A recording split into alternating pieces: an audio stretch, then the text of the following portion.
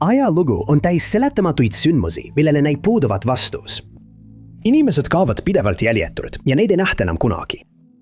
Kummallisi esemeid leitakse kohtadest, kuhu need ei peaks kuuluma.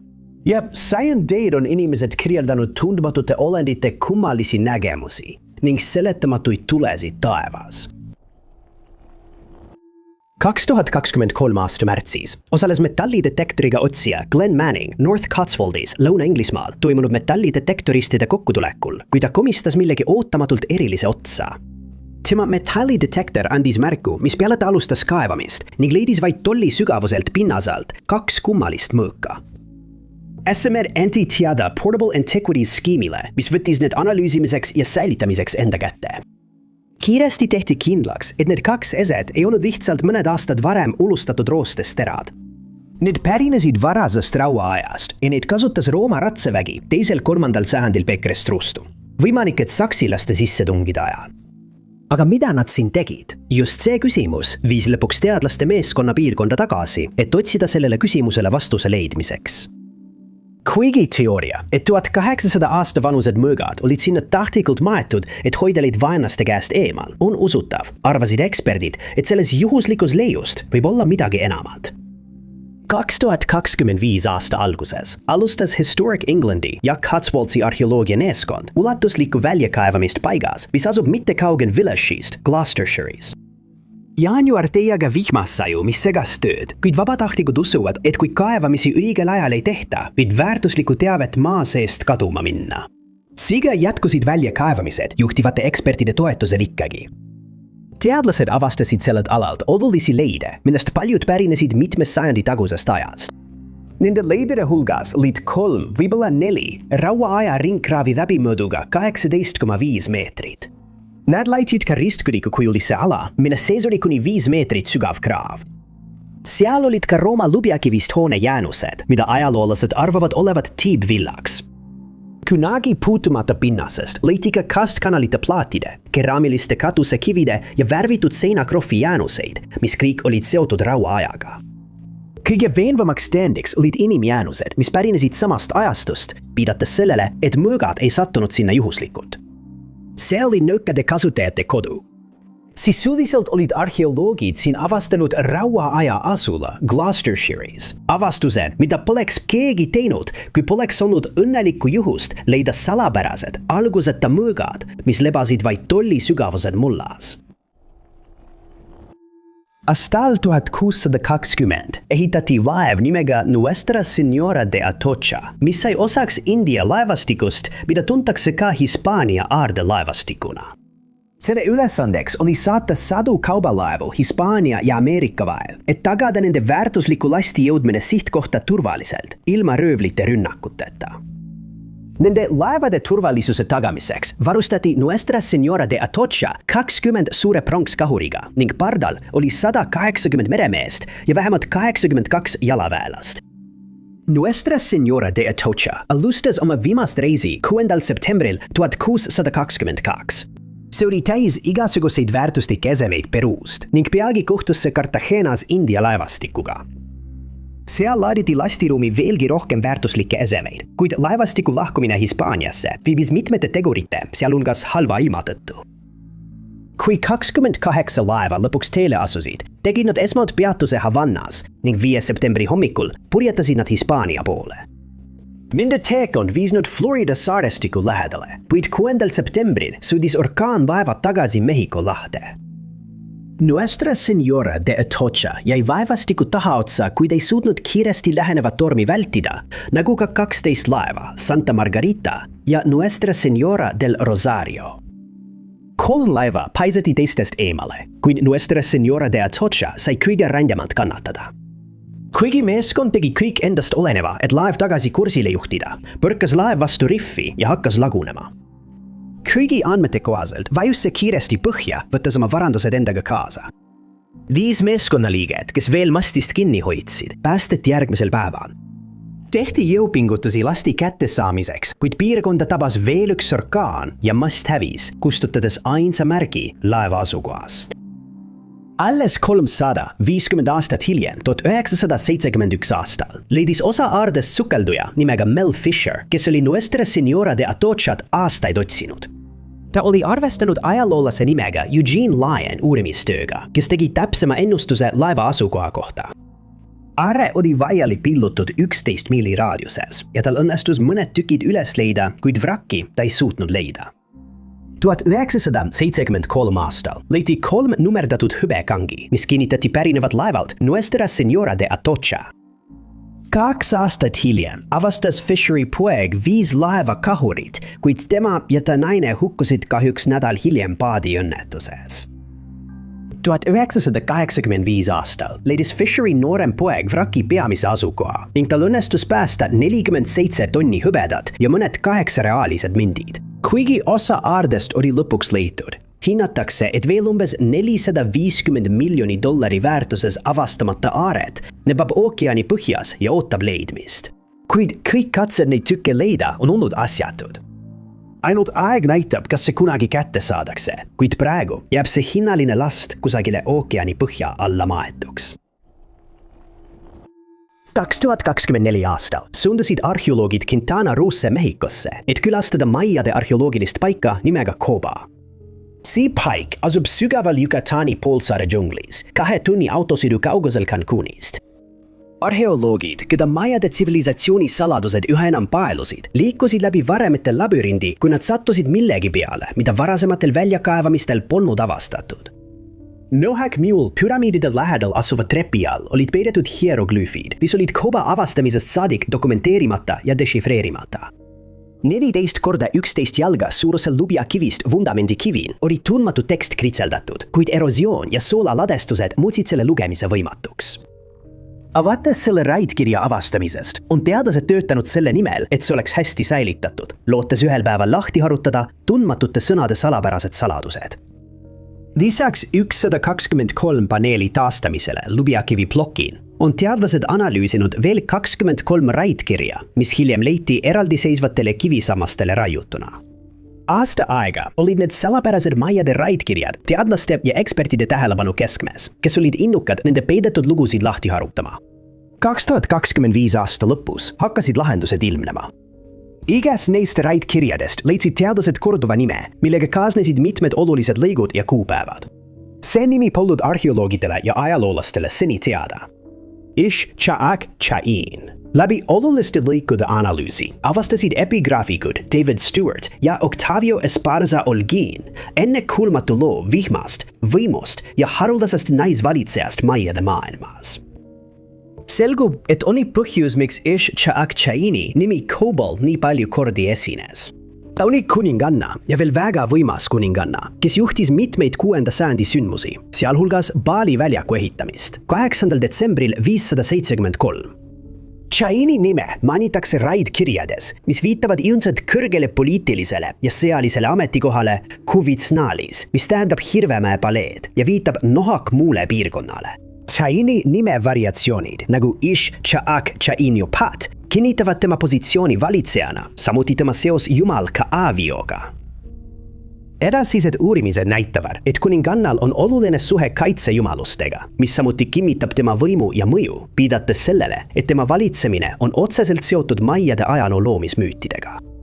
Kirjad paljastasid ka võimalikke liite ja diplomaatilisi sidemeid väljaspool Cobat, näiteks Kanuli dünastia valitsejaga.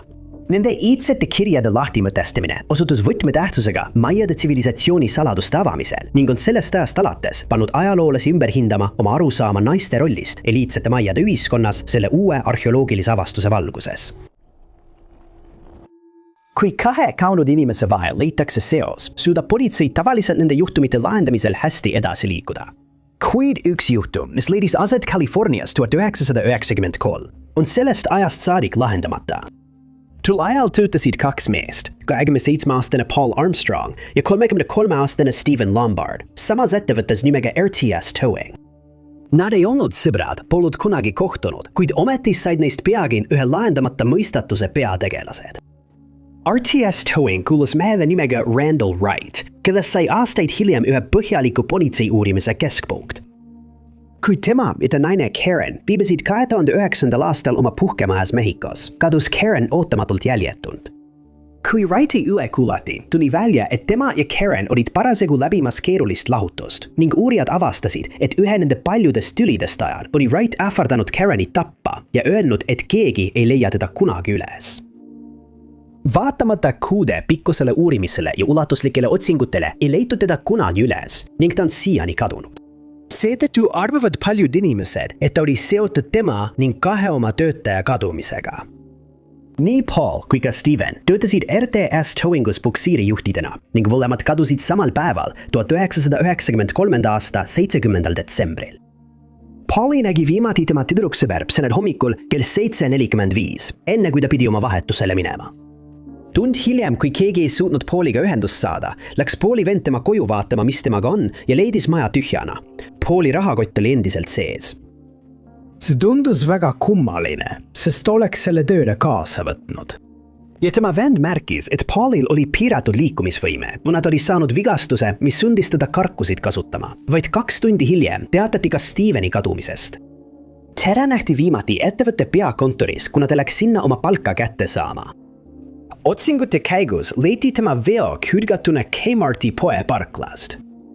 Kui uurijad sündmuskohta uurisid, leidsid nad, et veok oli jäetud lukustamata ja võtmed olid süüta lukus. Midagi, mida Steven ei oleks kunagi tavaliselt teinud.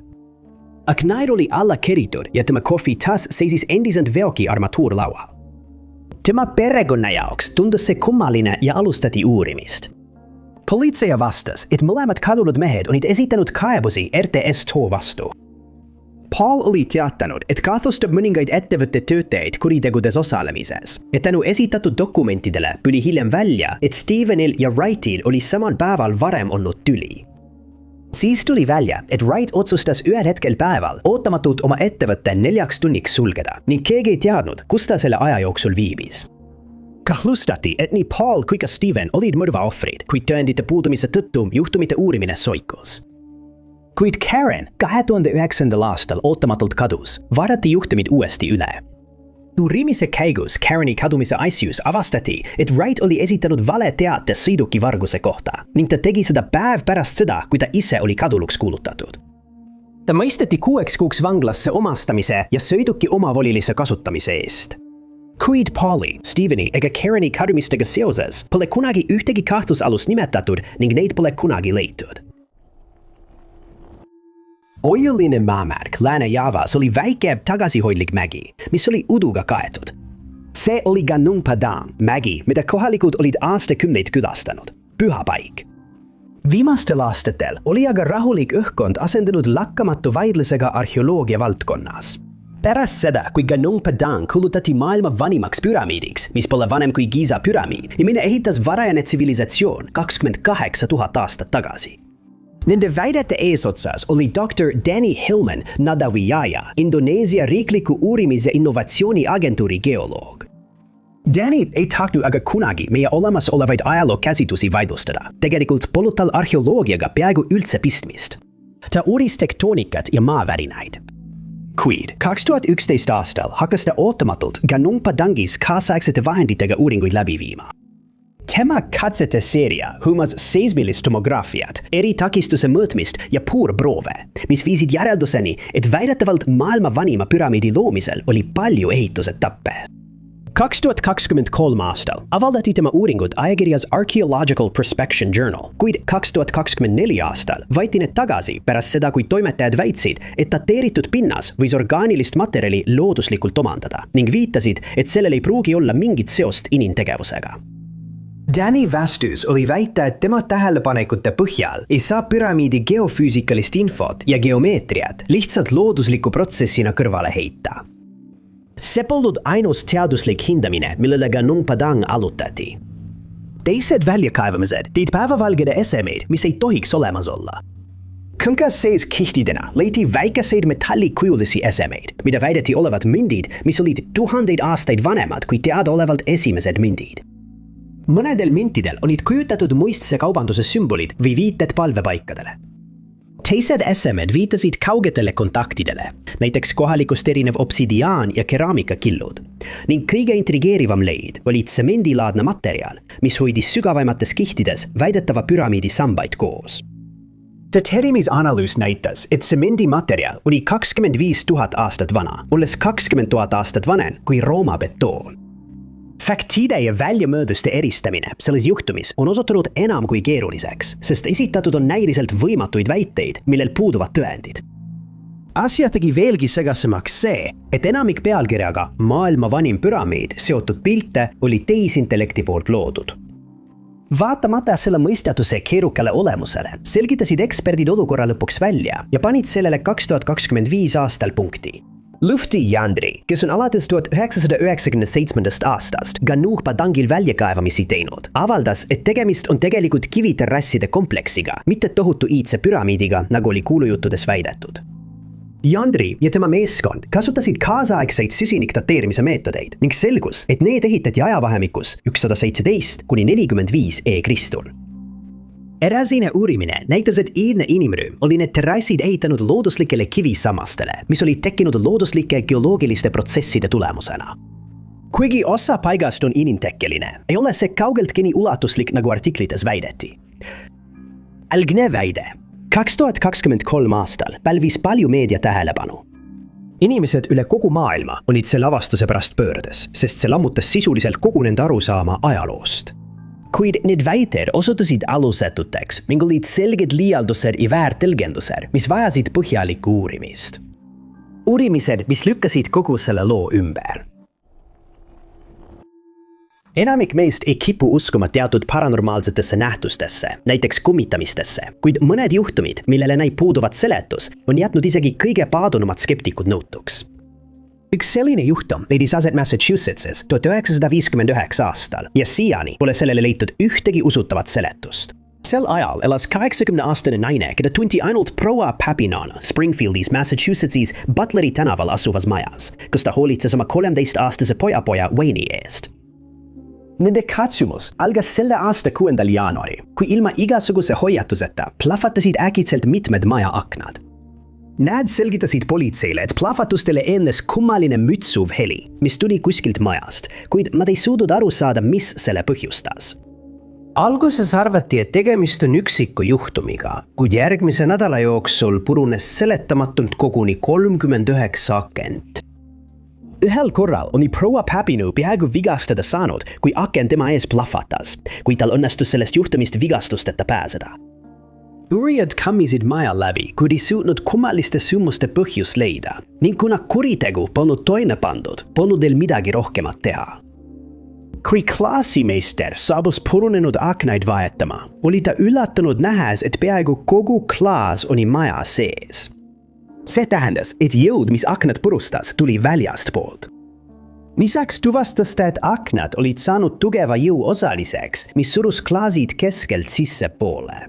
Ta asendas purunenud aknad palju paksema klaasiga, kuid kutsuti vaid mõne päeva pärast tagasi, sest ka see oli purunenud.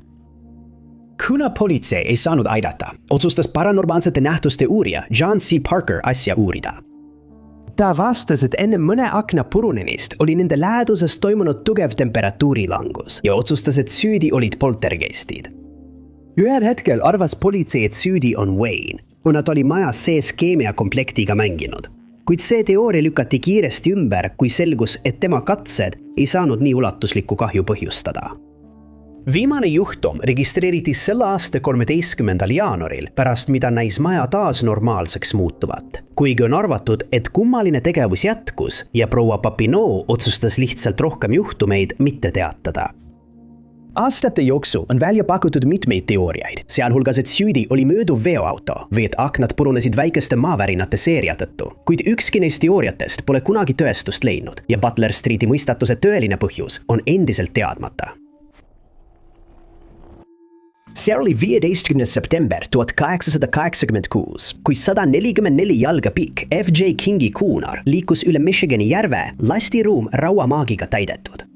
See ehitati 1867 aastal just selleks otstarbeks. Reisi keskpaigas tabas laeva ootamatu torm, mis raputas seda tugevalt ja põhjustas lekke. Meeskond hakkas meeleheitlikult vett välja pumpama, kuid kolmemastiline laev täitus liiga kiiresti ning kapten William Griffin andis käsu laev maha jätta. Kuus ronisid nad jälli paati ja suutsid end kaldale. Pärast öö veetmist seal tuli neile appi teine schooner, Lampetit. Varahommikul päästelaeva pardal vaatasid nad, kuidas F.J. Kingi vöör vajus lainete alla Michigani järve vette, kus teda enam kunagi ei leitud. Või nii me arvasime. Viimastel aastakümnetel on kadunud laeva lugu köitnud laeva vrakkentusiaste. Paljud on püüdnud uppunud laeva leida, kuid edutult, suundudes suurele järvele, sukeldudes sügavustesse, vedades välja sonaariaparatuuri, kuid lahkudes siiski tühjade kätega. See schooner osutus nii tabamatuks, et teenis endale kummituslaeva maine. Kuigi see püsis aastate jooksul suure huvi objektina, saades aluseks novellidele ja meremüsteeriumidele, kadus F.J. Kingi mõistatus siiski vaateväljast. 139 aastat hiljem, aastal 2025, tõusis kaua kadunud laeva mõistatus taas esile. Kui Brendan Baylett, Wisconsini veealuse arheoloogiaühingu president, hakkas huvi tundma ajahõlma vajunud kadunud laevade otsimise vastu. Tema kuulus oma kauaaegse uurimispartneri Bob Jakeiga kaasas otsingutesse. 20 kodanikuteadlast ja kogukonna ajaloolast, jagades põnevust kõigiga. See, mida nad arvasid olevat lihtsalt väikese lõbusa otsingu, mis paljud arvates oleks olnud asjatu, osutus hoopis selleks juhuslikuks ettevõtmiseks, mis lahendas pikaajalise mõistatuse. Vaid 2 tundi pärast retke algust ilmus sonarile ebatavaline kujutis. Avastuses šokeerituna mõõtis meeskond veealuse eseme üle, mis vastas kadunud schooneri täpsetele mõõtmetele, kuid neil oli siiski vaja kinnitada, kas see oli F.J. King. Nende järgmine samm oli saata vee alla kaugjuhitav allveerobot, et jäädvustada pilte ja videot sellest, mida nad pidasid vraki paigaks. Allveerobot lasti vette ja see asus teele. Meeskond vaatas hiljem salvestatud materjali üle, märkis ära tuvastusmärgid ja mõne hetke pärast olidki nad vrakki tuvastanud. Esimest korda üle sajandi nägid inimesed F.J. Kingi kuunarit oma silmaga. Laev, mida kutsuti Faustoks ja mida mõned allikad nimetavad ka El Faustoks, on kestva mõistatuse keskmes, mis on uurijaid aastakümneid segadusse ajanud ning millele pole kunagi leitud usutavaid vastuseid. Mõistatus sai alguse 20. juuli 1968, kui Fausto meeskond laevale astus. Nende seas olid Miguel Acosta Hernandez ning 2 venda, Ramon ja Eliberto Hernandez, kes kõik olid omavahel sugulased. Nad kavatsesid purjetada El Hierro ja La Palma vahel, mis on osa Kanaari saartest. Kuid enne kui nad sel päeval El Hierro saarel asuvast Las Puntas teele said asuda, tuli nende juurde 70-aastane mees nimega Julio Garcia Pino. Pino töötas El Hierro, kuid küsis, kas ta võiks nendega liituda reisil Las Palmase poole, kuna ta soovis külastada oma tütart, kes oli haigestunud. Ta ütles, et on rohkem kui valmis nende abi eest maksma, kuid mehed keeldasid tema raha vastu võtmast ja lubasid tal tasuta kaasa tulla. Järgmisel päeval, 21. juulil, asusid nad teele kell 2:30 öösel ja mehed valmistusid 61 miili pikkuseks reisiks. Nad kavatsesid teekonda läbida nii, nagu nad alati tegid, hoides kogu aeg silmapiiril 2 tuetorni ning neid oodati kohale jõudvat umbes kell 10 hommikul. Kuid nad kohale ei jõudnud, hakkas laeva omanik Rafael Acosta kahtlustama, et alusel oli tekkinud mingi mehaaniline rike ning ta käskis teise paadi meestel minna Faustot otsima. Need mehed tuli tagasi ja teadasid, et nad ei leidnud laevast mingit jälge. Acosta teadis, et midagi oli valesti, seega saatis ta välja hädaabi teate, milles teavitas piirkonnas olevaid laevu, et nad otsiksid tema kadunud alust ja pardal olnud mehi. Korraldati suur otsinguoperatsioon, milles osalesid lennukid ja laevad. Ja 25. juulil satus Lõuna-Ameerikast Hollandisse teel olnud Briti laev Fausto ja selle meeskonna peale. Nad olid triivinud umbes 175 miili kaugusele La Palmast, kuid selle asemel, et kasutada võimalust lasta end Tazacorte sadamasse tagasi pukseerida, otsustasid nad jääda sinna, kus nad olid. Briti laevameeskonnad varustasid neid toidu ja kütusega, enne kui nad taas teele asusid. Seda sündmuste versiooni vaidlustatakse siiski, sest need mehed oleksid olnud meeleheitel, et oma perede juurde tagasi pöörduda ning on arvatud, et Briti laevameeskond mõtles selle loo välja või juhtus hoopis midagi muud, mida nad otsustasid mitte avalikustada. Olgu sellega, kuidas on, Fausto tangiti ja eeldati, et ta naaseb sadamasse samal päeval. Kuid neil ei õnnestunud taas sadamasse naasta ja korraldati uus otsing. Aga seekord polnud laeva enam kusagil näha. Otsin katkestati, kuid sama aasta 9. oktoobril teatas ühe Itaalia laevameeskond, et nad olid komistanud Fausto otsa vähipöörijoone lähedal, umbes 600 miili kaugusel selle sihtkohast. Leiti ainult Giulio Pino, isa, kes kavatses oma tütart külastada, kuid ta oli surnud ja hoidis endiselt käes transistorraadiot, mida ta oli kahtlemata püüdnud kasutada abi kutsumiseks. Itaalia meeskond otsustas laeva turvalisuse huvides pukseerida ja nad hakkasid suunduma Venezuela poole. Kuid öö jooksul purunes pukseerimisköis ja Fausto vajus kiiresti ookeani põhja. Nende sündmuste selgitamiseks on esitatud palju teooriaid, kuid ükski neist pole tõestatud. Mõned inimesed usuvad, et Faustol tekkis mehaaniline rike ja seejärel triivis ta avamerele. Teised arvavad, et pardal toimus midagi ebaseaduslikku või pidid nad põgenema pärast seda, kui olid näinud kuriteo toimepanemist teisel laeval. Selle juhtumi teine mõistatuslik aspekt oli märkus, mis oli kritseldatud Giulio märkmikusse. See oli adresseeritud tema naisele ja seal seisis, tsiteerin: "Ära kunagi räägi kellelegi, mis minuga juhtus. Sa tead, et Jumal tahtis mulle sellist saatust. Ma armastan sind." Mitmed teised tema märkmiku leheküljed anti Hispaania võimudele üle, kuid nende lehekülgede sisu pole kunagi avalikkusele avaldatud ning seetõttu jääb saladus sellest, mis juhtus Fausto pardal, endiselt mõistatuseks. Vahetult Salomoni saartest põhjapool asub salapärane Antangyava platoo, mis on veidi suurem kui Alaska, tohutu veealune merepõhja platvorm. See tekkis meie planeedi ajaloos suurima vulkaanipurske tagajärjel, sündmus, mis tõenäoliselt moodustas platoo ise. Antangyava tekkis umbes 120 miljonit aastat tagasi, kui üks kiire vulkaaniline sündmus kattis kuni 1% maapinnast, paisates välja 5 miljonit kuupkilomeetrit laavat. See ei sobitu tänapäevaste traditsiooniliste mantlipliiumi mudelitega. Alates sellest ajast, kui inimkond hakkas otsima vastuseid elu minevikusündmustele, on teadlased mõelnud, mis põhjustas selle purse. Küsimus, mis on kaua vastuseta olnud. Platool ei olnud tüüpilisi veealuste mägede ahelaid, mis tavaliselt esinevad ja mida kasutatakse kuumkohtade seostamiseks nende vulkaanipursetega. Antangyava puuduv ahel tekitas küsimusi selle kohta, kuidas see moodustus ja kust tuli sulakivi. Teadlased on juba ammu kahtlustanud, et veealused vulkaanilised kuumkohad, kus kuum ja keemiliselt erinev kivim tõuseb sügavalt maa seest, põhjustavad suuri vulkaanilisi moodustisi, nagu saarte ahelikud ja platood, näiteks Antangyava. Kui tektoonilised plaadid liiguvad üle sulakivi sammaste, moodustab sulakivi vulkaanide ahela, mis muutub algallikast kaugemale liikudes järjest vanemaks.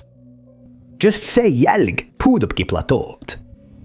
Praegused tektooniliste plaatide liikumise mudelid põhinevad teadaolevatel vulkaanilistel ahelikel, nagu Louisville'i veealuste mägede ahelik ja Hawaii Emperori ahelik, mis mõlemad näitavad selget vanuse progresseerumist ja annavad selge ülevaate sellest, kuidas asjad on mitme miljoni aasta jooksul muutunud.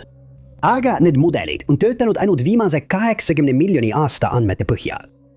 Kõik, mis jääb sellest ajast varasemasse perioodi, oleks kas mattunud või puuduks üldse tõendid.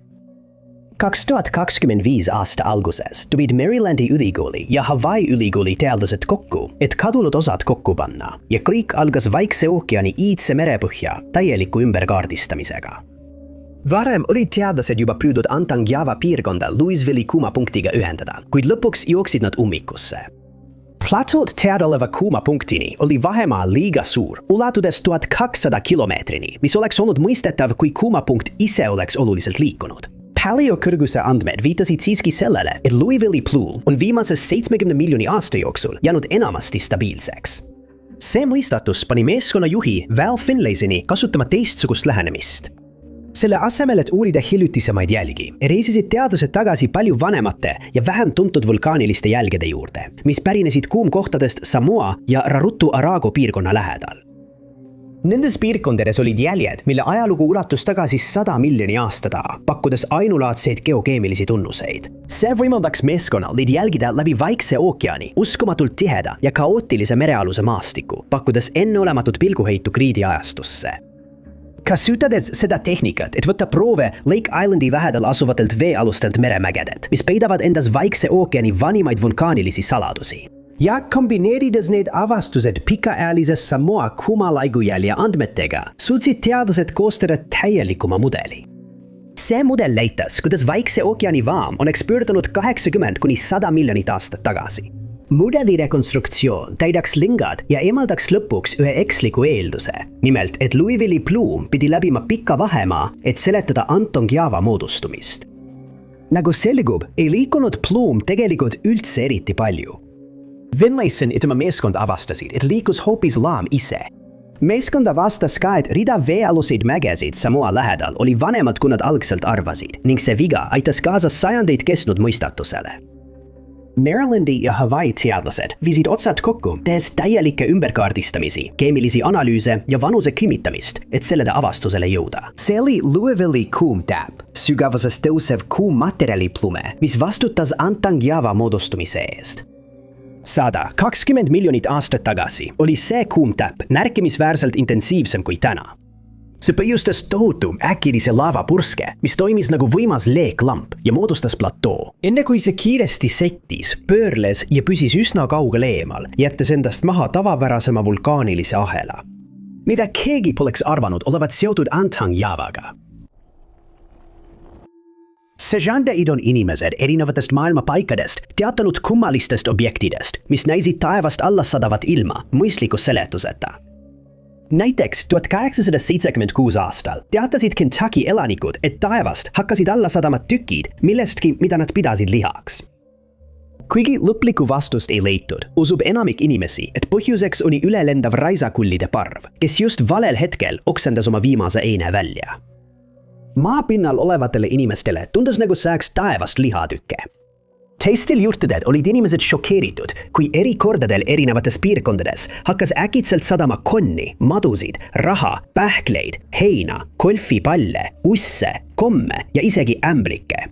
Mõningaid neist juhtumitest on seletatud kummaliste sademetena, mis olid seotud veekeeriste, tornaadode, atmosfääri nähtuste ja tööstusõnnetustega. Kuid üks selline juhtum leidis aset 1979 aastal Inglismaal Southamptonis ning see on siiani lahendamata. Selle aasta 12. Veebruaril märkas Southamptoni elanik Roland Moody kummalist vuhisevat heli, mis näis tema talveaiast mööduma. Ta ei leidnud sellele seletust, kuid ei pööranud sellele erilist tähelepanu ning jätkas oma päeva tavapäraselt. Kuid peaaegu täpselt tund hiljem kunistas sama heli uuesti ja seekord äratas see temas huvi. Ta läks õue, et vaadata tagasi oma talveaeda ja see, mida ta nägi, ajas ta segadusse. Kuune katus oli kaetud sinepi ja kressi seemnetega ning seemned olid kaetud kummalise želeetaolise ainega, mida ta ei suutnud tuvastada. Hiljem meenutas ta, et see aine jäi tema sõrmede külge, kui ta seda puudutas. Tema üllatuseks sadas seemneid sel päeval veel paar tundi ning peagi oli tema maja täis sinepi ja kressi lõhna. Ta otsustas seemned kokku korjata ja täitis umbes 8 ämbriga, pärast mida istutas need oma aeda. Seemned idanesid ja lõpuks ta korjas taimedelt saagi, kuid saladus, kust seemned olid pärit, jäi lahendamata. Ta rääkis oma naabriga, kes ütles, et sama asi juhtus eelmisel aastal ka tema majas. Ta võides nende värssete eemaldamisega peaaegu 12 kuud ega leidnud kunagi seletust. Järgmisel päeval muutus mõistatus veelgi sügavamaks, kui Rolandi maja ja tema 2 naabrimajad said taas kummalise saju osaliseks. Seekord sisaldas see maisi, herneid, aedube ja põldube. Kummalisel kombel tabas seemnevihm ainult neid 3 maja ning isegi nende hoovide välised kõnniteed jäid puhtaks. Pärast teise vihmasaju toimumist otsustasid nad politseid teavitada, kuid seemnevihma allikat ei õnnestunud leida. Siiani pole seda juhtumit kunagi seletatud, nagu ka teisi sarnaseid sündmusi, mis on toimunud erinevates riikides üle maailma, millest paljudel juhtudel on langenud esemetest valmistatud toitu, näiteks leiba või hautisi. 70 aastat tagasi pakkus avarkosmos varasematele astronoomidele veel ühe mõistatuse. Niipea kui võimalik, hakkas inimkond püüdma teada saada elusaladusi väljaspool meie planeeti. Küsimused, mis need säravad valged täpid taevas on ja miks kuu niimoodi välja näeb, olid sellised, mida lihtsalt ei saanud eirata. Vastuseid otsides leidsid teadlased aga hoopis uusi mõistatusi väljaspool meie atmosfääri piire. Üks selline mõistatus sai tuntuks kui kosmiliste kiirdepõlve mõistatus, astrofüüsikaline mõistatus, mis pani teadlasi ja uurijaid 70 aastat pead murdma. See mõistatus viitas järsule, seletamatule ja ootamatule langusele kõrge energiaga kosmiliste kiirte arvus, mis maad tabavad. arvati, et need on umbes 3–4 petaelektronvolti, mis on 300 korda suurem energia kui osakestel, mida toodab CERN-i suurhadronite põrguti. Selle struktuuri nimi viitab spektri painduvisele, mis loob põlvekujulise kujundi, kus kõrge energiaga osakeste arv salapäraselt langeb, viidates ootamatule kiirenduse piirile. Kui teadlased joonistavad graafiku, mis näitab, kui palju osakesi saabub ja millisel energiatasemel, kulgevad jooned sujuvalt, kuid teatud tasemel, täpsemalt 3 petaelektronvoldi juures, paindub graafik ja murdub allapoole. Viimastel aastakümnetel on teadlased mõelnud sama küsimuse üle, mis põhjustab kosmiliste kiirte põlvestruktuuri. 2025 aastal hakkasid teadlased üle kogu maailma taas vastust otsima ja seekord nad sellega leidsid. Kasutades Hiina Large Hadron High Altitude Air Shower Observatory andmeid avastasid astrofüüsikud ja astronoomid, mis võib olla vastus aastakümneid kestnud mõistatusele. Nad tuvastasid ülienergeetilisi gammakiiri, mida kiirgavad 5 mikrokvaasaari, süsteemid, mida toidab tähemassi mustauk, mis on 3–15 korda päikese massist suurem. Need kompaktsed süsteemid tõmbavad materjali kaaslastähtedelt ja paiskavad välja peaaegu valguse kiirusel liikuvaid juga. Vatlusi analüüsides leidsid astrofüüsikud, et gammakiiri põhjustanud kosmilised kiired on saavutanud energiataseme üle 10 petaelektronvoldi, ületades nende vannunem põlvepiirkonna lävendi. Teadlased arvasid algselt, et teadaolevad kosmiliste kiirte allikad, nagu supernova jäänused, ei suuda selliseid tasemeid saavutada ei vaatuslikult ega isegi teoreetiliselt. Et põlvepiirkonda täpsemalt uurida, peaksid teadlased mõõtma erinevate kosmiliste kiirte, nagu prootonite, tuumade ja heeliumi energiaspektreid. Atmosfäär aga segab nende signaale, muutes peaaegu võimatuks kindlaks teha, milline on milline. Kuid LHAASO, mitmeparameetriline mõõteseade, võimaldas meeskonnal koguda vajalikke proove, mis lõpuks võimaldas neil kaardistada prootoni energiaspektri ja tuvastada selge, kõrge energiaga komponendi. See vastus viitab sellele, et linnutee galaktikas on olemas mitu tüüpi kosmilisi kiirendeid, millest igaüks suudab osakesi kõrgete energiateni kiirendada, kuid erinevate piirangutega. Teadlaste sõnul tähistab põlv maksimaalset energiat, milles saavutavad need kosmilised allikad, mis on nüüdseks tuvastatud komponendi eest vastutavad. Mranguline uurimus. 2025 aastal lõpetas selle 70 aastat kestnud mõistatuse, kinnitades, et mustade aukude ja mikrokvaasaaride võimsad joavoolud on need komponendid, mis vastutavad põlve eest, toimides selle struktuuri peamiste mootoritena. Pole just tavaline, et keegi arreteeritakse ja politsei on aastaid hiljemgi tema isikussamasuses segaduses, kuigi ta on endiselt vahi all. Nii kummaline, kui see ka ei tundu, juhtus täpselt see Torontos, Kanadas 2013 aastal aset leidnud juhtumis. Käik algas sellest, kui Kanada politsei sai teada musta raha petuskeemist, mille eesmärk oli röövida süütutelt inimestelt nende raskelt teenitud raha. Seda tüüpi petuskeem hõlmab suuri rahasummasid, mis viiakse piirivalvurite eest mööda, kasutades varjamisvahendeid nagu õlid, pulbrid või värvained. Kui raha jõuab sihtkohta, tuleb see puhastada ja just siis petuskeem tööle hakkabki. Võimalikud kergeusklikud ohvrid leitakse kiiresti üles ja neile näidatakse määrdunud raha fotosid, pärast mida pakutakse neile suurt summat musta raha ettemaksu eest, mida kasutatakse varjamisvahendi eemaldamiseks vajalike kemikaalide ostmiseks. Neile teadmata on neile näidatud raha tavaliselt võlts ning varsti küsitakse neilt veel raha, kui petturid väidavad, et neil on vaja rohkem puhastuskemikaale. Kui petturid on nii palju raha kätte saanud kui võimalik, kauvad nad jäljetult ja neist ei kuule enam kunagi midagi, jättes ohvrid tõsise rahalise kaotusega, millest ta sageli ei suuda taastuda. 2013 aastal kaotas üks selline ohver musta raha pettuse tõttu peaaegu $500,000 ning Toronto politsei finantskuritegude osakond alustas uurimist. Ohvrid väitsid, et nad rääkisid protsessi käigus, mis algas 2012 aastal vähemalt 5 erineva mehega. Ta soovis müüa üht oma kinnisvara ning mehed väitsid, et neil on sularaha kohe olemas, kuid lisasid, et see saadetakse neile Lõuna-Aafrikast ja see tuleb puhastada spetsiaalsete kemikaalidega. Pärast toimis plaanipäraselt ja mõne kuu jooksul maksis ohver vajalike kemikaalide ostmiseks umbes $450,000. Kui ta mõistis, et teda on petetud, võttis ta ühendust politseiga ja peagi arreteeriti mees nimega Herman Emmanuel Fonke. Selgus, et ta reisis 2012 aastal Kuubalt Kanadasse ja tal oli Prantsuse pass. Ta pidi riigis viibima vaid 10 päeva, kuid kuna tal olid kurjad kavatsused, ei lahkunud ta kunagi. Arestimisel väitis ta, et on Prantsuse kodanik, kes töötab Inglismaal, kuid keeldus kohtusse minemast ükskõik millises teises riigis peale Kanada. Alguses arvas ta, et ta saadetakse maalt välja, kuid kui politsei sai aru, et kogu tema lugu oli välja mõeldud, jäi ta vahi alla. Keegi ei teadnud, mis tema päris nimi oli, seega saadeti ta Ontariosse maksimaalse turvalisusega vanglasse, kuni uurijad püüdsid välja selgitada, kes ta on. Ta keeldus võimudele oma mineviku kohta mingit teavet andmast ja mida kauem ta vanglas viibis, seda vähem oli tal tahtmist koostööd teha. Prantsuse võimud kinnitasid, et tema passis olnud nimi oli varjunimi ning kahtlustati, et oli tegelikult pärit Kameruunist. Seal leidsid uurijad kellegi, kes tundis kurjategija ära ning kahtlustati, et tema tegelik nimi oli Buan Emmanuel Fabiel, keda oli mitmel korral erinevate kuritegude eest arreteeritud. Tema sõrmejäljed kattasid mitmel muul Briti, Haiti ja Kuuba passil olnud sõrmejälgedega ning nüüd arvatakse, et ta on tõepoolest pärit Kameruunist. See seletaks, miks see tundmatu mees otsustas jääda Kanada vanglasse, sest kodumaale välja saadetuna peaks ta oma vanglakaristust kandma palju karmimates tingimustes. Kanada valitsus keeldub seda juhtumit meedias kommenteerimast ning arvatakse, et nad üritavad endiselt mehe isikut tuvastada. Kuna rohkem teavet pole saadaval, jääb see puhtaks spekulatsiooniks ning Herman Emmanuel Fankeni tõeline identiteet on endiselt mõistatus. Tiny lõunaosas ALS-i saarel asuvas Hertspringi rabas näbasid vee all paadi karkassi jäänused. See avastati seal 1880 aastatel ja kaevati välja alles 1920 aastatel.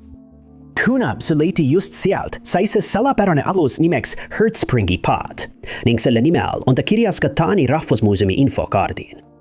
Lisaks kandis see tiitlit kui vanim teadaolev säilinud laudadest ehitatud veesõiduk, mis on Põhja-Euroopas kunagi välja kaevatud. Arvati, et paat oli põhja läinud enam kui 2000 aastat tagasi ning usuti, et seda kasutasid sõdalased, kes kavatsesid saart rünnata. Relvaid varu viitas sellele. Tekil oli vajali möögad, odad, kilbid ja soomused, mis viitasid sellele, et sõjaline rünnak, kui see tõesti oli rünnak, ebaõnnestus. Ajaloolased usuvad, et tundmatu sissetungijate rühm üritas Eel-Rooma raua ajal ALS-i rünnata, kuid kohalikud võid nad tagasi. Seejärel uputati laev meelega sohu, mis oli piirkonnas tuntud rituaal ning see tehti tänutäheks. Vaatamata aastakümnete pikkusele uurimistööle pärast väljakaevamisi ei suutnud arheoloogid ja ajaloolased kindlaks teha Hertspringi paadi päritolu ega pardal olnud inimeste isikuid. Kuna Lev ei andnud uurijatele rohkem vihjeid selle tuvastamiseks, jäi see unustatud ajas salapäraseks esemeks ning lõpuks kadus taas vaateväljast. Kuid 2025 aastal tekkis salapärase laeva vastu uus huvi, mis ajendas teadlasi arhiivimaterjale uuesti üle vaatama. Pärast väljakaevamist hoiule pandud esemeid polnud kunagi uuritud kaasaegsete meetoditega. Kui need esemeid nendes samade kaasaegsete meetoditega uuriti, lahendati aastakümneid kestnud mõistatus peaaegu koheselt. Eelmise aasta detsembri lõpus avaldati ajakirjas +1 uuring, mis paljastas uuendatud pingutused ja lõpliku vastuse. Teadlased keskendusid suure osa oma tähelepanust konkreetsetele fragmentidele, mis võiksid anda teavet selle kohta, kuidas ja millal laev kokku pandi. Üks fragmentidest sisaldas tihendusmaterjali, mida kasutati aluse veekindlaks tegemiseks. Samuti tundsid nad erilist huvi köite vastu, mis oli seotud paadi ehitusega. Raadiosüsiniku dateeringu järgi dateeriti köis ja selle põhjal paat 4. või 3. sajandisse e.Krister. Tihendust uuriti keemiliselt ja tulemused olid veelgi üllatavamad. Vastavalt sellele, mis tol ajal Põhja-Saksamaal ja Taanis saadaval oli, arvasid teadlased esialgu, et aine on valmistatud kohalikest materjalidest, nagu linaseemneõli või loomarasv, kuid analüüs näitas, et segu koosnes männitõrvast ja rasvast. Kuigi see ei tundu esmapilgul märkimisväärne, on ajaloolased märkinud, et männimetsad ei olnud neil aladel 4. ja 3. sajandil eriti levinud. Arvestades nappust, ei oleks iidsed ühiskonnad kasutanud materjale paljude laevade või teiste aluste valmistamiseks. Nad oleksid kasutanud kergesti kättesaadavaid ressursse ja mänd ei kuulunud nende hulka. Männimetsad olid aga uskumatult levinud Läänemere rannikul ida pool, mis viitab sellele, et Hertspringi paadi päritolu on kusagil Balti piirkonnas ning et see oli läbinud pika tee, et jõuda ALS-i. Just see avastus viis teise järelduseni. Algul arvasid teadlased, et sündmus, mis selle põhja viis, oli ebaõnnestunud rüüsteretk. Kuid see teekond viitab sellele, et see rünnak oli palju põhjalikumalt planeeritud. Hulikas kaardistamine, neresõiduoskus ja organiseeritus. Analüüsi ja uurimise jätkudes avastati veelgi rohkem saladusi, sealhulgas väga haruldane leid, mida sellest ajastust peaaegu kunagi ei leita. Leid oli osaline inimese sõrmejälg, mis oli tõrvasse vajutatud ja säilinud, tõenäoliselt paadi ehitamise või parandamise ajal juhusliku puudutuse tagajärjel. Sõrmejälg andis otsese füüsilise jälje muistsete sõdalasteni. Paadilt laitud relvade erasene uurimine paljastas samuti midagi suurepärast. Relvad, millest paljud olid laitmatus seisukorras ning valmistatud parimatest materjalidest ja oskustega, viitasid sellele, et laeval viibisid kõrgema staatusega isikud. Tundub, et sõdalased olid hierarhiline sõjaväeüksus. Vähemalt 10 pardal olnud meest olid ohvitserid ja pealikud, teised teenisid sõduritena, relvastatud odade, kilpide ja piikidega. Cold Springi paat oli keerukalt valmistatud alus Balti piirkonnast, mis vedas esimesi meresõitjaid sajandeid enne seda, kui viikingid vette läksid. Hiljutised uuringud viitavad nüüd sellele. Vana-Egiptuse hauakambrid on pidev müsteeriumide allikas, sest arheoloogid jäävad sageli hätta, kellele need kuulusid. Ja paljudel juhtudel on ka hauakambrist leitud esemed sama seletamatud. See kehtib kindlasti ka hauakambri 55 puhul, mis avastati kuningate orus 6. jaanuaril 1907. Selle avastas arheoloogide meeskond, mida juhtis Theodore Davis, ja esialgu tundus see võrreldes piirkonnas leitud teiste hauakambritega üsna tavaline. Kui see üsna tagasihoidliku välimusega hauakamber esimest korda avati, leidis grupp seest ühe ainsa sarkofaagi, mille ümber olid laiali mõned kahjustatud esemed. Üks võiks oodata, et kuningate orus leitakse mõne tähtsa isiku haud, kuid peagi sai selgeks, et keegi oli tahtnud kustutada selle inimese mälestuse, kes siia maeti.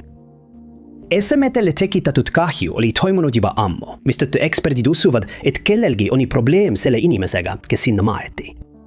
Tundus, et haud oli ette valmistatud naisele, kuid sarkofaagi nägu oli eemaldatud ja sellele oli lisatud habe. Kahjuks oli Davis nii kiirustanud haua väljakaevamisega, et ta põhjustas veelgi rohkem kahju. Kui ta lõpetas, olid alles jäänud vaid muumia luud ja seetõttu ei olnud võimalik muumia isikut kindlaks teha. Lisaks kahjustas ta paljusid kummalisi esemeid, mis hauas leiti ning ei suutnud paljusid neist korralikult kataloogida. Tänapäeval on kindlaks tehtud, et muumia pärineb Amarna perioodist, mis on üsna märkimisväärne.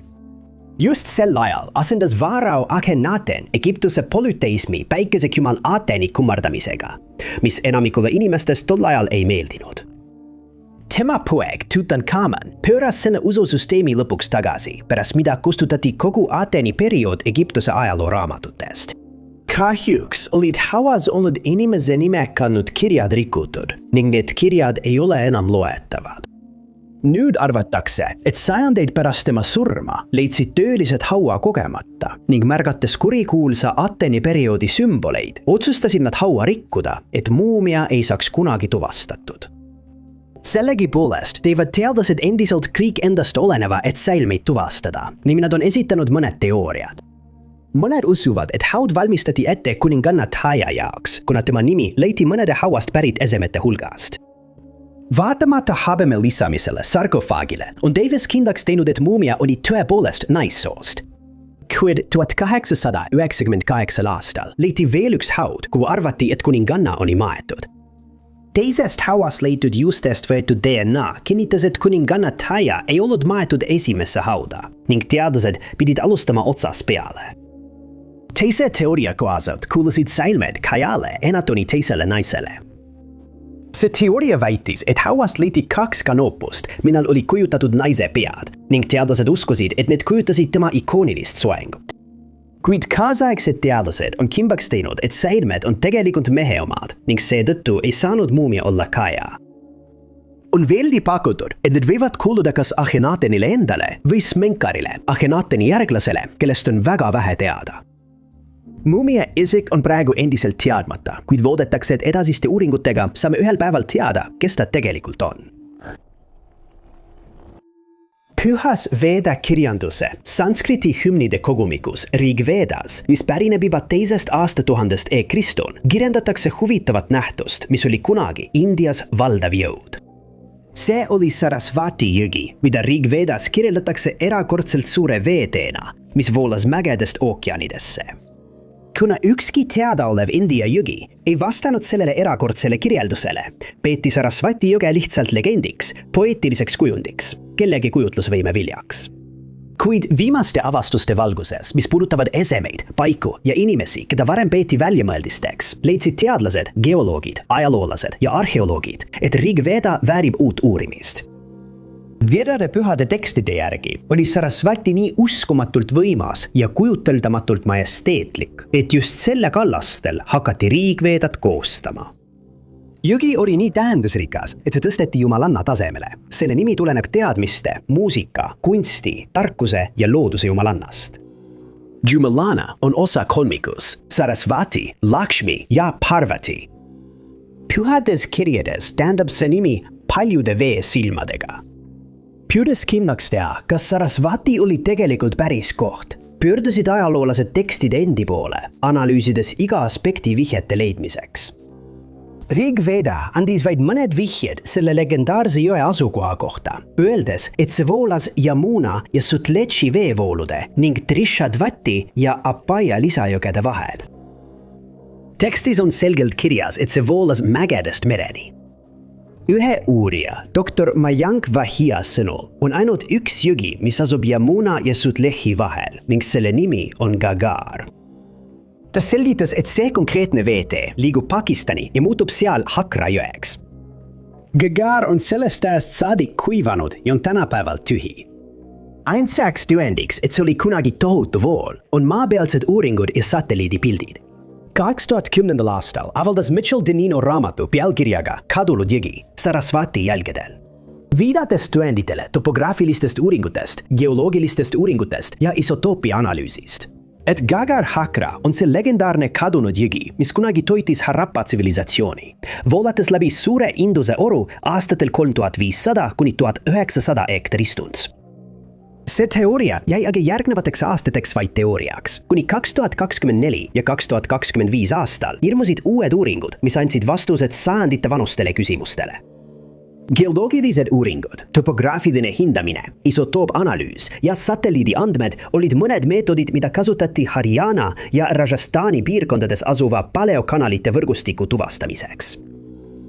Pärast põhjalikku uurimist 2024 aastal kinnitati, et Gagar Hakra jõgi oli hooajaline veevool, mida toitsid lisajõed Sutle ja Yamuna. Aga see tundus ekslik, sest kui see oleks olnud Sarasvati, tohutu jõgi, siis miks ta ära kuivas? Pealegi ei olnud ei Satla ega Jamuna sellega ühendatud, nagu hümnides väidetakse. Just see viimane tegur vahendaks selle mõistatuse 2025 aasta alguses. Kui tuntud geoloogid nagu K.S. Valdia jäid selle näiliselt vale kinnituse üle pead murdma, pöördusid nad teise teooria poole, mis hõlmas rohkemat kui ainult pinnase analüüsi ja isotoope. See hõlmas ka tektoonilist aktiivsust. Eelmisel aastal leiti senise tektoonilise aktiivsuse uurimisel, et need kaks lisajõge olid kunagi ühendatud Gagar Hakraga. Kuid tektooniliste plaatide nihkumine muutis nende kulgu pöördumatult, jättes jõe umbes 1900 ekstrokruunum kuivama. Sarasvati polnudki tegelikult kadunud. See oli teatud mõttes kivistunud ja ajas peatunud, kadudes vaid kirjalikest allikatest, et eksisteerida India pinnasal unustatud kanalites, mis voolavad nähtamatult tänaseni. Maailm on täis inimesi, kellel on avastatud erakordseid võimeid. Mõned suudavad taluda seletamatult suurt valu. Teisi ei mõjuta elekter ning mõned suudavad oma keha painutada näiliselt võimatutesse asenditesse. Need on vaid mõned näited kummalistest annetest, mis mõnel inimesel on ja tavaliselt on neid võimalik ühel või teisel viisil seletada. Aga on üks naine nimega Jacqueline Priestman, keda võimed on teadlasi aastakümneid hämmastanud. 1980 aastal elasid Jacqueline ja tema abikaasa Ron Stockportis, Manchesteris, Inglismaal. Just siin sai ta esimest korda teadlikuks sellest, et tal on kummaline võime, mis neist otsivad igasugust loogilist seletust.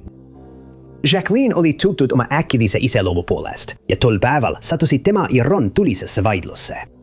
Ta otsustas majast lahkuda, et rahuleda ja kui ta oma motorolleriga minema sõitis, karjus Jacqueline talle järele, et ta loodab, et mees satub avariisse.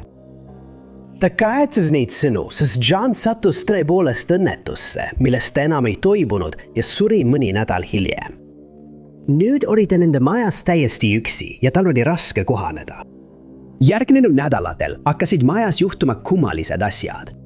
Esimene juhtum oli siis, kui tema vannitoas plahvatas ootamatult lambipirn, põhjustades talle vigastuse käsivarrele. Ta arvas, et lambipirn oli ilmselt defektne, kuid kummalised juhtumid jätkusid. Kui tema tolmuimeja mootor äkitselt läbi põles, kutsus ta parandaja seda parandama, kuid mees jäi nõutuks, sest ta ei leidnud masinaga ühtegi probleemi. Sageli, kui ta oma tuppa sisenes, plahvatasid tema lambipirnid jälle, ning talle võiks andeks anda, kui ta arvaks, et tema maja juhtumistikuga on midagi valesti. Aga siis hakkas ta märkama, et sama asi juhtus ka siis, kui ta kodust eemal oli. Kui ta puudutas toidupoes valgustid, läks see ootamatult rikki ja varsti paluti tal nendesse poodidesse enam mitte tagasi tulla. Kui lambipirn plahvatas just siis, kui ta möödus kapist, kus olid mõned Ronnie asjad, oli ta mõnda aega veendunud, et teda kummitab Ronnie vaim, kuid peagi sai ta aru, et sellele pidi olema mingi muu seletus. Hiljem abiellus ta elektrik Pauliga, kuid kummalised juhtumid jätkusid. Tema raadio vahetas jaamu ilma nähtava põhjuseta.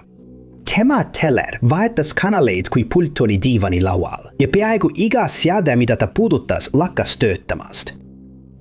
Kui uudis tema kummalisest võimest avalikuks tuli, süüdistati teda meedia petmises tähelepanu saamiseks. Kui üks reporter teda selles süüdistas, vihastas ta ning tolmuimeja, mida ta käes hoidis, süttis põlema. Tal hakkasid tekkima valulikud peavalud ja mõnikord kaotas ta seletamatult teadvuse.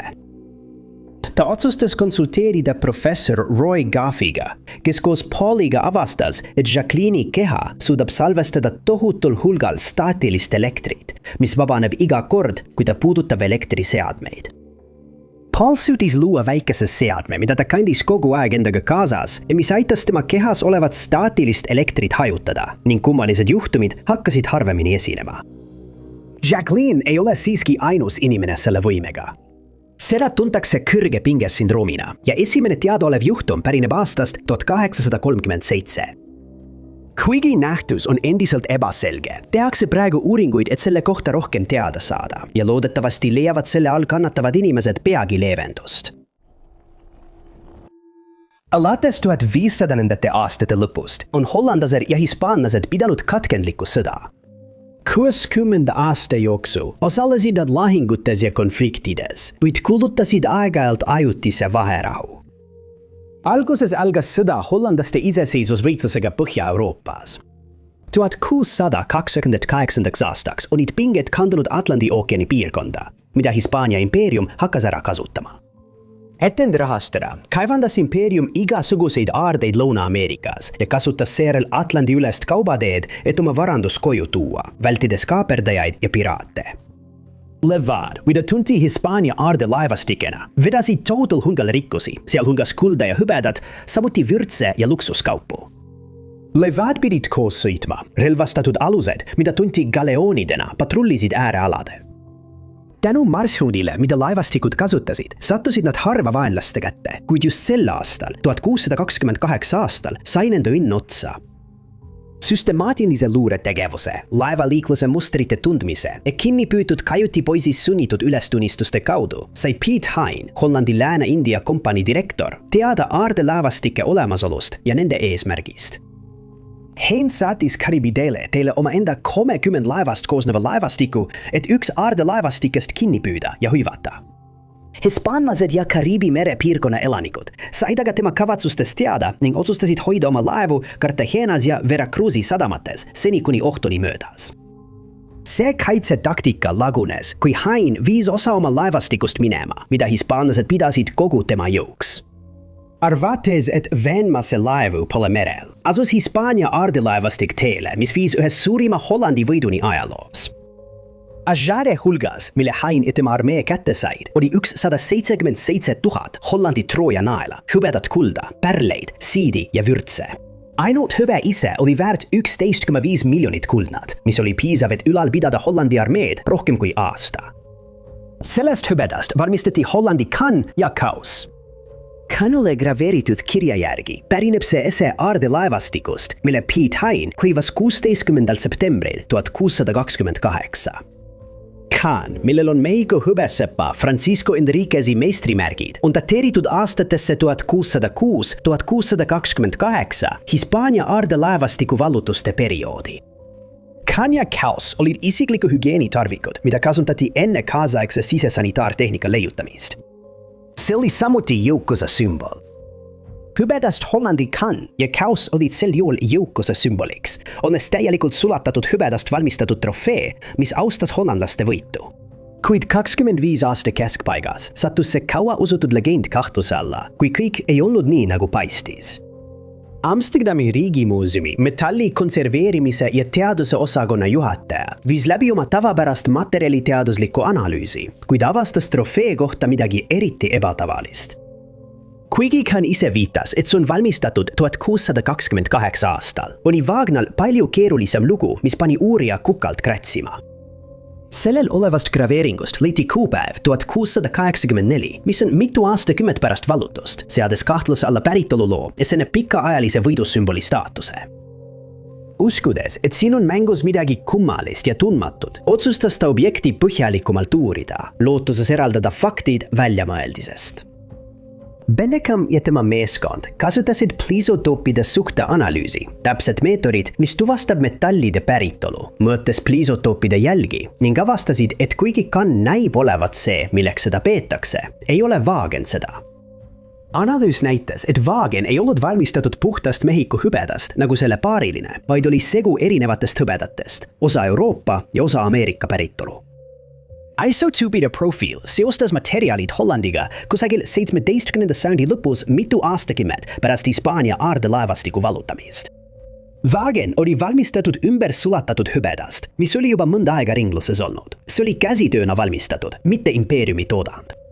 Wagen ilmub esmakordselt ajaloolistes allikates 1808 aastal kirjalikus tekstis, mis viitab sellele, et see oli pidustuste objekt.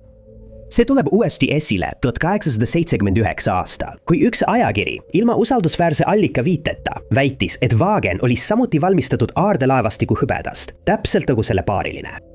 Tõenäoliselt sai müüt alguse just siit, aga miks? Küsimus jäi õhku. 19. sajandil, kui Euroopa riigid püüdsid oma identiteeti tugevdada, said sellistest esemetest võimas vahend, mis toetas seda narratiivi. Piet Heini hõbekannu ja Kausi legend, mis saadi Hispaania laevastiku vallutamisel, muutis need esemed patriootlikuks sümboliks.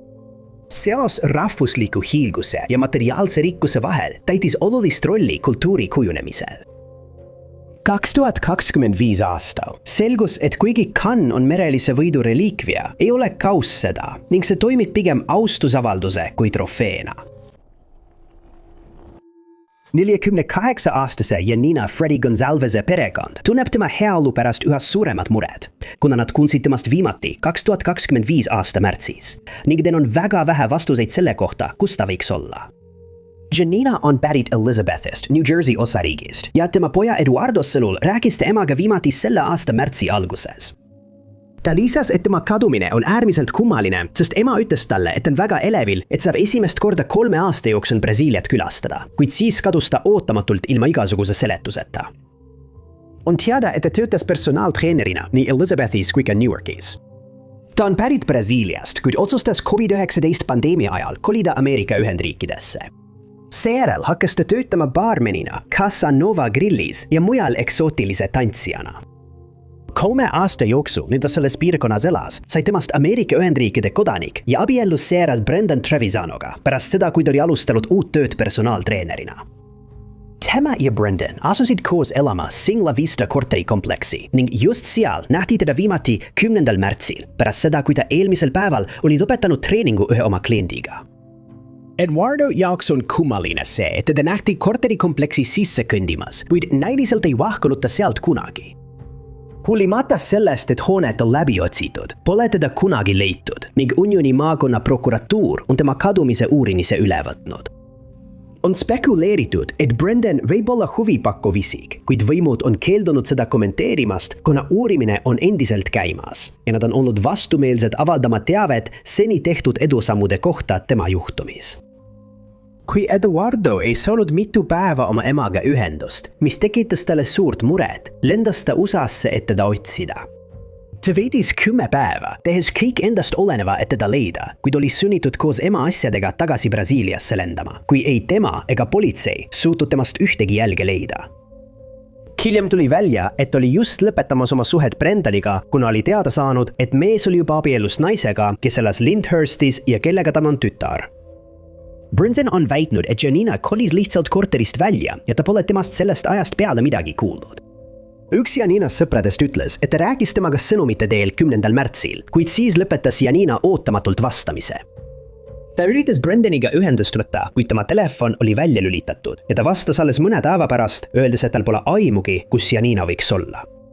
Kui politsei saabus korterisse pärast seda, kui see sama sõber oli esitanud kadumisavalduse, keeldus Brendan vastamast ühelegi küsimusele ilma oma advokaadita.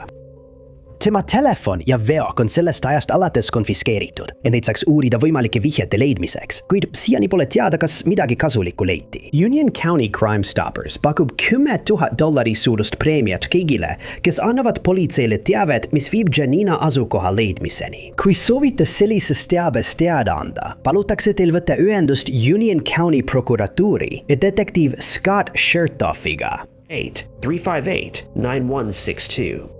Samuti saate anonüümsed vihje anda Union County Crime Stoppersile, helistades numbrin 90-865-484-77.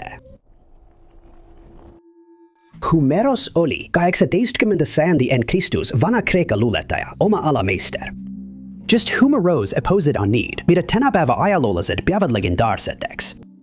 Kuigi neid lugusid ei peetud otseselt väljamõeldiseks ega müüdiks, arvati, et sellistes juttudes on siiski tõetera sees. See tähendab, et paljud viited võisid olla üledramatiseeritud või ebatõesed, eriti kui väidete kohta puudusid selged tõendid. Kuid Homerose eluajal ning varasel Rooma ja hellenismi perioodil pidasid Odysseusest, Kreeka kangelasest, lugenud inimesed teda päriselt eksisteerinuks ja austasid teda, samas kui tänapäeva ajaloolased peavad teda mütoloogiliseks tegelaseks. Ithaka kohalikust pärimusest, mis pärineb 19. sajandi algusest, saame teada väidetava paiga avastamisest, mis hiljem osutus enamaks kui esialgu arvati. Ithaka elanikud alates 8. sajandist austasid Odüsseias mainitud kangelast põhjaosas asuvas omalaadses pühamos. Pärimustes nimetati Odysseuse paleed Homerose kooliks, mis oli 19. sajandi elanike ja palverändurite romantiseeritud tõlgendus väidetavast paigast. Alates 19. sajandist toimusid selles piirkonnas märkimisväärsed muutused ning puudusid korralikud kaasaegsed arheoloogilised väljakaevamised. Vaidlused selle olemasolu või otstarbe üle olid levinud. Legendide kohaselt oli see koht seotud Homerosega ja mõeldud õppetööks. Homerose kool oli siiski enamat, kui me arvata oskasime. Vana kirjanduse ja ajalooteadlased on kaua vaielnud Homerose kooli olemasolu üle. Nad uskasid, et see on romantiseeritud tõlgendushoones, mis seisis legendaarse Ithaka linnas, nagu on mainitud luuletuses. Vaidlust suurendas ka Homeros enda olemasolu küsimus, kelle isikut pole selgelt kinnitatud, kui rääkida sellest, kes, millal, kus ja millistel tingimustel Ilias ja Odüsseia loodi. Selle mõistatuse poolt esitatud küsimused. Kas Homerose kool eksisteeris ja kui eksisteeris, siis mis oli selle eesmärk? Aastal 2025 esitatakse arheoloogidele ja ajaloolastele lõplikud tõendid, mis võimaldavad anda lõpliku otsuse selle mõistatuse kohta, mis oli kogukonda kaua vaevanud. Uued väljakaevamised paigast tõid päevavalgele mitmeid votievesemeid, väikseid pronksist kujukesi, keraamilisi anumaid ja seni kõige kinnitavama tõendi, plaadi, millel on kreekakeelne kiri, mis mainib nimepidi Odysseust. Need esemed andsid ajaloolastele vajalikud seosed paiga identiteedi kinnitamiseks ning see nimetati ümber Odysseuse paleeks, kohaks, mis polnud õpetamise paik, vaid kangelase püha maa. Oli selge, et see oli kultuskeskus, kus nii rändurid kui ka elanikud teid kingitusi Odysseuse Odüsseia peategelase auks. Vana-kreeklased tulid just siia paika, et tuua palveid, kingitusi ja sooritada rituaale mehe auks, kes väidetavalt suutis jumalaid üle kavaldada. Äglaselt, kuid kindlalt hakkab tänapäeva ühiskond mõistma, et pelgalt see, et midagi mainitakse raamatus, luuletuses, loos või legendis, ei tähenda tingimata, et see on iseenesest müüt. Kui keegi kaob, jäävad uurijad sageli isegi kõige väiksematki vihjet otsima, et teada saada, mis temaga juhtus. Ja mõnel juhul viivad need vihjed juhtumi lahendamiseni. Aga teistel juhtudel leiti kindlaid vihjeid, mis peaksid kõikide märkide järgi kadunud inimese asukoha mõistatuse lahendama, kuid juhtum venib aastaid ilma igasuguse lahenduseta. Nii näib olevat ka 2023 aastal kaduma läinud 63-aastase Stuart Willasi puhul, kes on pärit Christchurchi linnaosast St Albansist Uus-Meremaa. Üks probleem tema kadumise uurimisel oli see, et ta elas väga üksildast eluviisi ning seetõttu polnud kellelgi piirkonnas aimugi, millised olid tema plaanid enne kadumist. Ta elas samuti väga vaikset elu ega suhelnud sageli oma naabritega. Seetõttu on tema praeguse asukoha kohta väga vähe vihjeid. Ja viimase 2 aasta jooksul pole politsei suutnud leida ühtegi täiendavat vihjed peale ühe, mis leiti tema korteri välisukselt. Piirkond, kus Stuart elab, koostab 4 korterist ja tema korter asus pika sissesõidutee lõpus. Tema üürileandja ütles, et Stuart oli kadumisele eelnenud kuudel muutunud tavapärasest veelgi eraklikumaks, kuid nad ei arutanud kunagi tema tulevikuplaan. Kui tema üürileandja märkas, et Stuart polnud mõnda aega oma korterisse tagasi tulnud, teatati tema kadumisest ning alguses arvasid ta ja tema abikaasa, et Stuart on surnud ega tule enam tagasi. See muutus siis, kui keegi teatas temast või temale vastavast isikust Southlandis Mount Prospecti lähedal. See teade tehti 26. oktoobril 2023, kuid siiani pole teada, kas tegemist oli temaga, sest see vihje ei aidanud teda leida. Uurijad on avaldanud, et neil on Stuarti juhtumis ainult üks vihje. Kui nad pärast tema kadunuks kuulutamist tema korterisse jõudsid, leidsid nad tema välisuksele kinnitatud sedeli, millel oli vaid üks sõna – farm. Keegi pole suutnud sellest vihjest aru saada, sest ta ei rääkinud kunagi, et tal oleks perekond talus või et ta tunneks kedagi, kes elab sellisel kinnistul. Corteras siis leidsid uurijad kõik Stuarti isiklikud asjad, sealhulgas tema riided, isiklikud dokumendid ja muud esemed. Tema üürileandja lisas, et nad rääkisid tihti, kui nad jõid kohvi verandal, kuid kuudel enne tema kadumist lõpetas Stuart suhtlemise ja ütles, et eelistab olla üksi. Tema jätkuv puudumine pärast 10 aastat korteris elamist on pannud paljusid inimesi uskuma, et otsustas lihtsalt kusagil mujal uut elu alustada või et ta võis olla kuriteo ohver. Politsei on oletanud, et ta võib viibida Southlandi piirkonnas ja jätkab vaikset ning eraklikku eluviisi. See pole ilmselgelt tõestatud ning seetõttu on uurijad tänulikud iga vihje eest, mida nad saavad.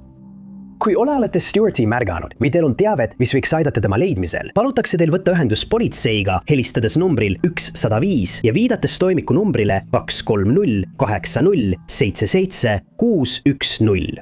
Suur tänu, et vaatasite! Kui teile see video meeldis, vajutage kindlasti meeldib nuppu. Ärge unustage ka tellida ja vajutada teavituskella, et olla kursis kõigi meie tulevaste üleslaadimistega. Aga minu nimi on Top 5 Unknowns ja kohtume järgmises videos.